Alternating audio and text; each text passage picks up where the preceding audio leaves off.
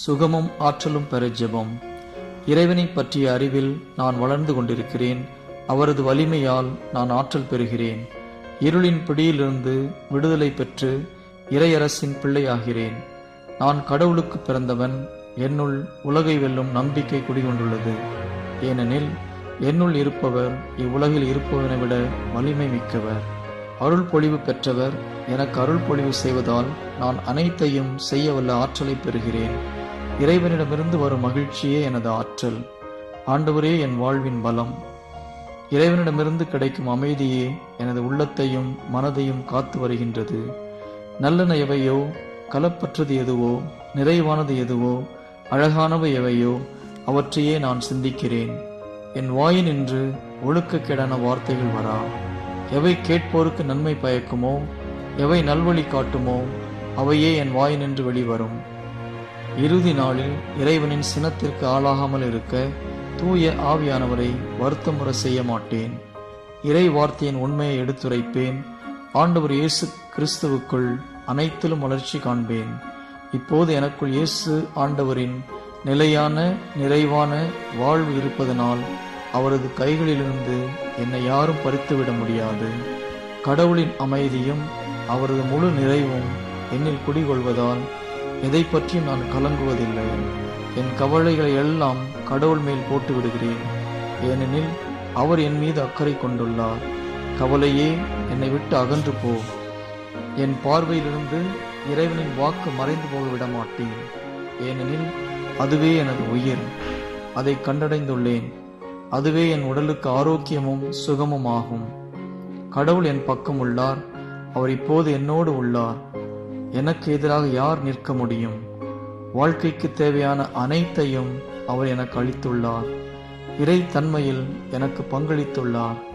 அவரது இயல்பின் தன்மையிலும் எனக்கு பங்களித்துள்ளார்.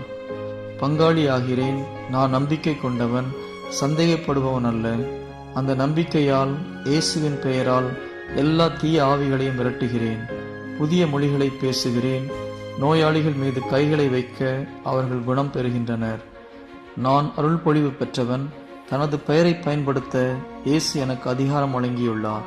உலகில் நான் கட்டுவது விண்ணகத்திலும் கட்டப்படுகிறது. தீய ஆவியே, நான் உன்னை கட்டுகிறேன். நீ கட்டப்பட்டு விட்டாய். நான் உலகில் எதை அவிழ்க்கிறேனோ அது விண்ணகத்திலும் அவிழ்க்கப்படும். நான் ஆண்டவர் இயேசுவின் பெயரால் இருளின் தலைவர்களையும் அதன் ஆட்சியாளர்களையும் கட்டுகிறேன். உயர்ந்த இடத்தில் இருப்பவர்களின் ஆன்மீக தீமைகளை கட்டி அவை எனக்கு எந்த தீங்கும் செய்ய இயலாதவையாக ஆக்கிவிடுகிறேன். நான் கடவுளின் அருள் வழியில் நடக்கிறேன். தூய ஆவி எனக்கு ஆறுதலாக உள்ளார். ஆண்டவரிடமிருந்து எனக்கு உதவி, உயர்வு, செழுமை, நிறைவாழ்வு வருகின்றன. இறைவனின் தூதர்களே, செல்லுங்கள். நல்ல அறுவடையை கொண்டு வாருங்கள். நான் கூறிய வார்த்தைகளை உற்று கேளுங்கள். செல்லுங்கள். நான் கூறியவை நிறைவேறும்படி செய்யுங்கள். நான் இறைவனின் கைவேலைப்பாடு. கிறிஸ்து இயேசுவின் சாயலில் படைக்கப்பட்டவன். அவரே தலைமை தாங்குவோர், அதிகாரமிக்கோர், அனைவருக்கும் முதலானவர். அவரது திருப்பெயரால் நான் முழுமையடைந்துள்ளேன். நான் நன்மை செய்ய படைக்கப்பட்டுள்ளேன். அதற்காகவே அவர் என்னை முன்குறித்து வைத்துள்ளார். நம்பிக்கை கொண்டோர் அருங்குறிகளை காண்பார்களாக. உலகில் உள்ள பணிகளெல்லாம் நல்ல பங்கேற்பாளர்களால் நிரப்பப்படுக. அத்தகையோர் நாலா திசைகளிலிருந்தும் எழுந்து வர நான் கட்டளையிடுகிறேன். இறைவனின் தூதர்களே, செல்லுங்கள். ஆர்வமுள்ள, அர்ப்பணமிக்க, துரிதமாக செயல்படும், தனது வருவாயின் ஒரு பகுதியை தாராளமாக வழங்கும் இதய தாகமிக்க அருள் பொழிவு பெற்றவர்களை எத்திசைகளிலும் இருந்தும் கொண்டு வாருங்கள். திருவிவிலியத்தை போற்றுகின்ற இயேசுவின் பெயரால் தீய ஆவிகளை மிதிக்கின்ற நம்பிக்கை கொண்டோரை கொண்டு வாருங்கள். காயப்பட்டோரை, நோயாளிகளை, ஏழையரை, மன அழுத்தமுடையோரை கொண்டு வாருங்கள். இயேசுவின் பெயரால் அவர்கள் நலமடைவர். அனைத்து ஜெப கொண்டாட்டங்களுக்கும் ஆகும் செலவினங்கள் நிறைவு செய்யப்படும். எதுவும் குறைபடாது. இயேசுவின் பெயரால் தேவைக்கு மேலும் கிடைக்கும். ஆண்டவர் என்னை மேன்மேலும் அருள் பொழிவு செய்கிறார் என்பதனை நான் அறிக்கையிடுகிறேன். ஆண்டவரால் நான் மீட்படைந்துள்ளேன். எனவே நான் சொல்வது நடக்கும்.